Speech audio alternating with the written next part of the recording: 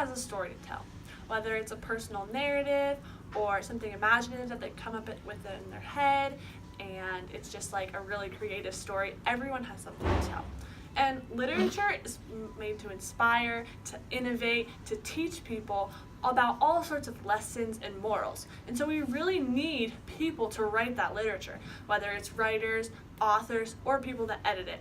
And so today I want to talk about those people and why they're important, what kind of literature they write, and some facts about them. And I just want to say that our idea of books or literature is kind of restricted, and we think of stories or textbooks, but writing involves almost everything that you look at, whether it's a presidential speech that needed to be written, the Declaration of Independence, movies have scripts, books, textbooks, poetry, really all sorts of different things. And so when you're an author or writer, you're not just limited to writing an autobiography or writing a textbook. There's a world of opportunity. So in our speech, we're going to be talking about kind of what an author does. We're also going to be talking about why you should be an author, and we're going to be talking about different kinds of literature and why they're all super important and super great. So I want to start with some information about authors and what they do. The work of authors and writers and editors, it's not just confined to what you read. I know a lot of times you think of an author as a book or a textbook that you sit down and read, but an author and a writer also includes things that you listen to and things that you watch, because all movies, all speeches, they're all written at some point before they're spoken. And so everything you listen to, watch, and read is all because of authors and writers. And I think we just need to broaden our horizons because it's not limited anyway. But there are many different kinds of authors, writers, and editors. There's fiction writers, there's nonfiction writers, there's songwriters, screenwriters, novelists, autobiographers, biographers. There's literally so many different kinds of people that write and that write books, that write other things, and so it's not limited. And in order to become a writer or an author, editor, it's not required, but a lot of times they either have a communications college degree, a journalism degree, or an English degree, because that just gives you a launching point and a base of learning that you can use to launch and create your own career. But interesting enough, oftentimes authors don't necessarily do the traditional course of going straight out of college, using their degree, and just sitting down and writing. A lot of times they either work for a school newspaper or a local newspaper or an ad agency, or they work for a nonprofit organization writing and using that writing to make their own experience and to grow their brand and to just kind of settle into their style of writing, so that when they do write big seller books, they already have that base. And so a lot of authors don't necessarily just jump out of college and go straight into writing.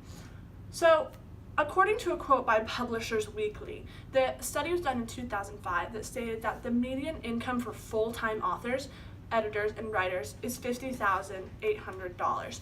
But that's for full-time writing. For most of the time, a lot of authors and editors and writers are not full-time. They just do part-time, or they do it as a side thing, or they do it as a hobby.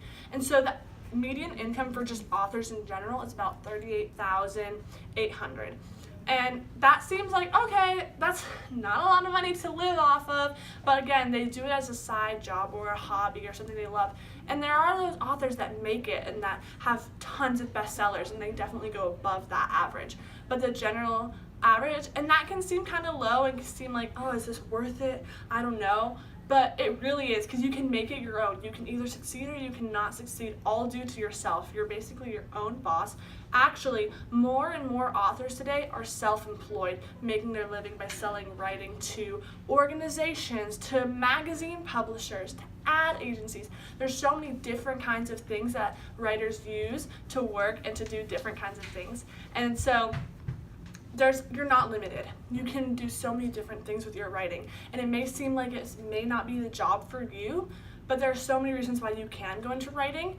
And whether you're a writer for the president and you help them write their speeches, or you are a writer of a huge government document that saves the United States, or you're a screenwriter and you write movies that people end up loving, or you write textbooks, or you write novels, or an autobiography. There are so many different things you can write, and yes, income plays into it.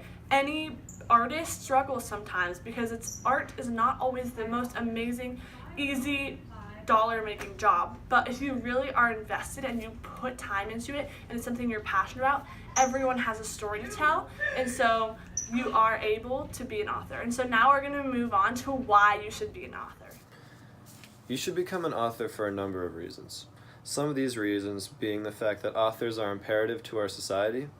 Authors have the ability to express themselves and make changes that they desire to see within the world, and because writing increases overall intelligence within the author's mind. The first reason is you should become an author because they're essential to our society. Authors do many things to benefit the world. They provide us with textbooks, used from preschool all the way up through college, which all of us have today. Without this service of authors providing us with textbooks, our society would be much more ignorant and less educated than they are today. Another reason that authors are essential to our society is because they provide us with entertainment by writing successful books such as The Hunger Games. Successful books such as this one frequently become movies, only adding on to the fact that books provide a great amount of entertainment to us. Another reason why authors are essential to our society is because they benefit our economy. Authors do this by publishing their work, which results in countless books, magazines, and newspapers sold every day, generating an immaculate amount of money for the economy itself. Another reason why you should become an author is because they have the ability to express themselves and make changes that they desire to see in the world. Certain ethnic groups would not have rights if it weren't for a qualified author that wrote a speech that pointed out problems within society itself. An example of this is Martin Luther King Jr.'s I Have a Dream speech, which was such a well-written speech that he ended up revolutionizing the rights for black people in the United States. Writing is also a form of release for many people, allowing authors to pour their heart, mind, and soul onto a piece of paper using none other than their words. The release of these emotions has been known to relieve depression, anxiety, and many other mental illnesses that are found in people today. This type of writing done by authors is frequently found in poetry. The last reason to become an author is because it increases overall intelligence of the brain. The more one writes, the stronger and more vast their vocabulary becomes. Along with this, your imagination is also increased, especially those who free write or write fictitious stories. Another aspect that contributes to an increased overall intellect is the fact that writing helps retain information to your brain for a longer period of time. When things are written, information tends to stay in the brain for a longer period of time, which is the reason why several professors here at Liberty University prefer us to write handwritten notes instead of just typing on the computer. Because when something is written on a piece of paper, it tends to stick to you're not only writing it, but you're also rereading it in your mind, which is basically giving you twice as much information that you would receive if you were to just read it off of a piece of paper. As an author, you don't have to be confined to one type of writing. So you don't just have to write narrative stories, or you don't just have to write autobiographies about one person. There's so much more other types of writing. For example, Scatter. It's a fantastic book about how you bring your own Christ concepts into the workplace. And it's a very practical book. The second book, so this book is an allegory for Christ in a narrative-driven story. So it teaches you concepts through beauty and through art. It's beautiful, and it's a type of writing.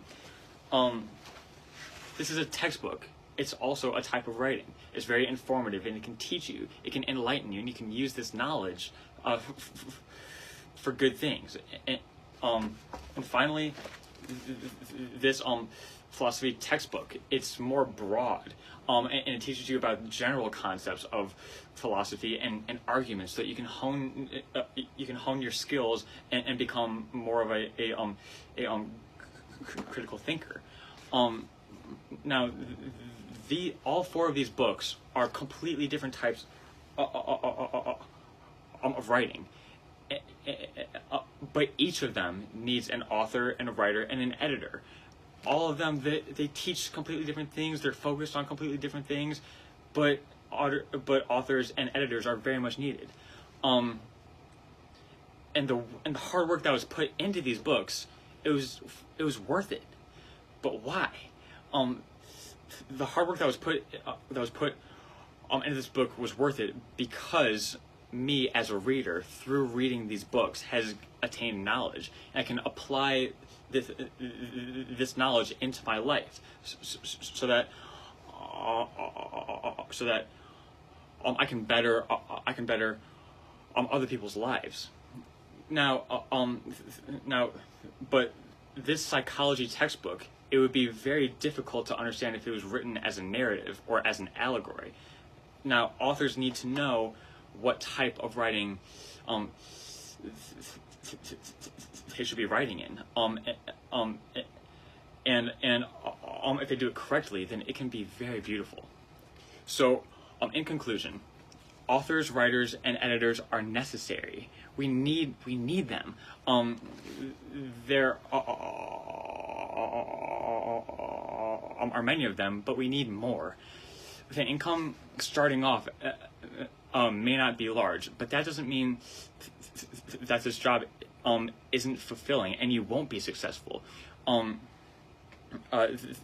Many authors are very happy being authors because it's such a fulfilling job and they can tell their story. Now, so Maggie Doty, she is an author who went to Harvard, and she said, we need a literary world and a political order in which writers from a range of social positions feel encouraged to surprise their readers. We need fiction and poetry that will confuse us and trouble us, challenge us and incite us. Now, this is why we need authors, and this is why you should be an author too.